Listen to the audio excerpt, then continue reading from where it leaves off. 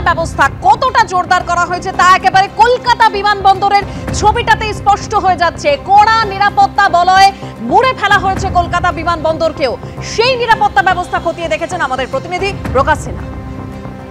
ভারত পাক সীমান্ত এলাকায় লাগাতার বাড়ছে উত্তেজনা এবং তার প্রভাব কলকাতা বিমানবন্দরেও আমরা দেখতে পাচ্ছি। বিমানবন্দরে আজকে সকাল থেকেই কিন্তু নজরদারি বাড়ানো হয়েছে। শুধুমাত্র স্নিফার ডগ নয়, স্নিফার ডগকে এয়ারপোর্টের বাইরে এবং এয়ারপোর্টের ভেতরে বিভিন্ন জায়গায় ঘুরিয়ে কিন্তু তল্লাশি অভিযান চালানো হচ্ছে, নজরদারি চালানো হচ্ছে। এবং এয়ারপোর্টের গেটের সামনে আমরা দেখতে পাচ্ছি সিআইএসএফের জওয়ানদের সংখ্যা বাড়ানো হয়েছে। প্রথমে আগে আমরা দেখতাম যে সিআইএসএফের একজন জওয়ান বাঁদিকে একজন জওয়ান ডান দিকে দাঁড়িয়ে থাকতো, কিন্তু এখন আমরা দেখতে পাচ্ছি সিআইএসএফের জওয়ানের সংখ্যা গেটের সামনেই কিন্তু 4 থেকে 5 জন জওয়ানদের আমরা দেখতে পাচ্ছি, তারা কিন্তু দাঁড়িয়ে রয়েছেন।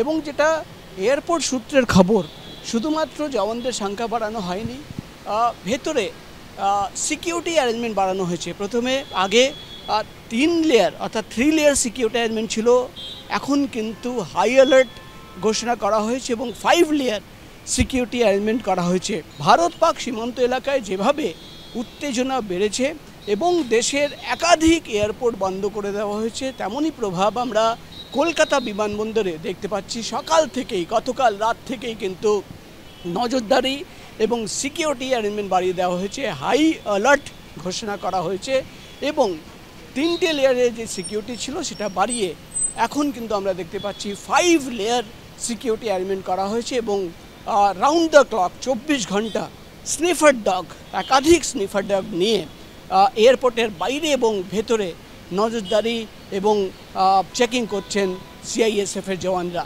ক্যামেরায় সন্দীপ পালের সঙ্গে প্রকাশ সিনহা, এবিপি আনন্দ, বিমানবন্দর। 3 বাহিনীর প্রধানের সঙ্গে প্রতিরক্ষা মন্ত্রী তিনি বৈঠক শেষ করেছেন। অন্যদিকে স্বরাষ্ট্র মন্ত্রকে আইবি প্রধানকে নিয়ে গেলেন অজিত ডোভাল। আরো তথ্য এই বৈঠক সংক্রান্ত আপনাদের সামনে রাখবো। সরাসরি বিজেন্দ্র সিংহ আমাদের সঙ্গে রয়েছেন। বিজেন্দ্র, দেখো, এই মুহূর্তে স্বরাষ্ট্র মন্ত্রকে অজিত ডোভাল এসছেন, ন্যাশনাল সিকিউরিটি অ্যাডভাইজার, এবং গতকাল আমরা দেখেছিলাম তিনি প্রধানমন্ত্রীকে ব্রিফ করেছিলেন। তিনি কোঅর্ডিনেট করছেন, একদিক থেকে বলা যেতে পারে ইন্টেলিজেন্স এজেন্সিসগুলো কী কাজ করছে, সেনাবাহিনী কী কাজ করছে এবং প্যারামিলিটারি ফোর্সেসগুলো এবং তার সঙ্গে সঙ্গে ডিপ্লোম্যাটিক অ্যাকশনগুলো কি ভারতের তরফ থেকে নেওয়া হচ্ছে সেসব কোঅর্ডিনেশনের কাজ এই মুহূর্তে তিনি স্বরাষ্ট্রমন্ত্রকে পৌঁছেছেন এবং তিনি কিছুক্ষণের মধ্যেই স্বরাষ্ট্রমন্ত্রীকে ব্রিফ করবেন কি এখনকার পরিস্থিতি কী এবং নেক্সট স্টেপসগুলো কী নেওয়া হতে পারে, কি ইন্টেলিজেন্স ইনপুটসগুলো রয়েছে। এবং তার সঙ্গে সঙ্গে কিছুক্ষণের মধ্যেই স্বরাষ্ট্রমন্ত্রীর মিটিং রয়েছে বিএসএফের প্রধানের সঙ্গে এবং সিআইএসএফের প্রধান, তিনিও স্বরাষ্ট্রমন্ত্রকে এসছেন, তার সঙ্গে ইন্টেলিজেন্স ব্যুরোর চিফ রয়েছেন। এটা কিন্তু সূত্র মারফত জানা যাচ্ছে বিশেষ করে যে সিআইএসএফের একটা ভূমিকা রয়েছে, সিকিউরিটি যে ইনস্টলেশনসগুলো রয়েছে দেশের মধ্যে বিভিন্ন জায়গায়, সেটাকে নিরাপদ রাখার দায়িত্ব সিআইএসএফের রয়েছে। বিভিন্ন পোর্টসগুলোতে তাদের সিকিউরিটি ডিউটি থাকে, এয়ারপোর্টসগুলোতে থাকে, সেই জায়গায় কীভাবে আরও সিকিউরিটি বাড়ানো যায় সেটার জন্য একদিকে নির্দেশ দিতে পারেন স্বরাষ্ট্রমন্ত্রী, যে রিপোর্ট তাদের কাছে রয়েছে তার পরিপ্রেক্ষিতে।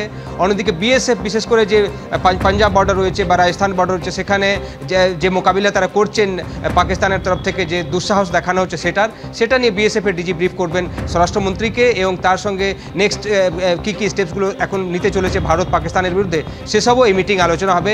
এই মুহূর্তে অজিত ডোভাল পৌঁছেছেন স্বরাষ্ট্রমন্ত্রকে নর্থ ব্লকে, যেখানে কিছুক্ষণের মধ্যেই তার মিটিং স্টার্ট হবে স্বরাষ্ট্রমন্ত্রী অমিত শাহের সঙ্গে। ধন্যবাদ বিজেন্দ্র।